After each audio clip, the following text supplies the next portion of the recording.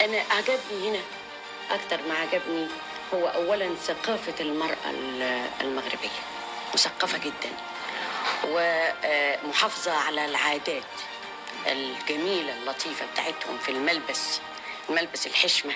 ثقافة المرأة المغربية وملبس الحشمة، لدرجة دي أنا أول حفلة لبست القفطان بتاعهم ده وغنيت بيه وعجبني جدا. هي كانت مفاجأة لينا واحنا نازلين من المطار، جينا نتفرج على الحفلة نشوفها لقينا حضرتك لابسة القفطان.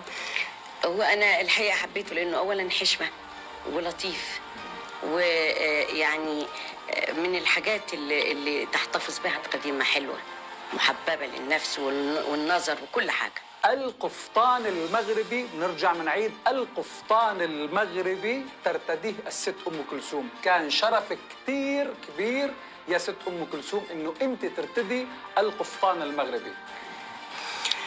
غير الملابس، طريقة الأكل هنا طريقته لطيفة جدا، إن الواحد يغسل إيديه في الأول وبعدين ياكل بإيده. مثل ما بيقولوا بالمغرب بالصحة والراحة، ومثل ما بيقولوا إخواننا بمصر مطرح ما يسري يمري وألف صحة وهنا، لكن المطبخ المغربي رائع جدا، بتاكل أصابعك وراه.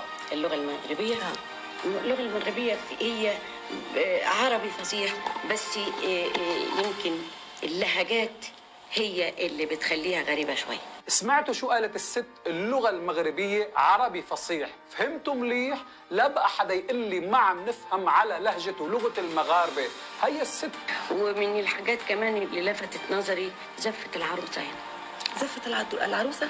حضرتك كانوا بيقولوها في كل ما نروح في بيت في الاخر يقولوها وبعدين يزغرطهم، فقلت لهم ايه؟ قالوا دي زفة العروسة. زفة العروسة ايه هنا؟ اللهم صل عليك يا محمد.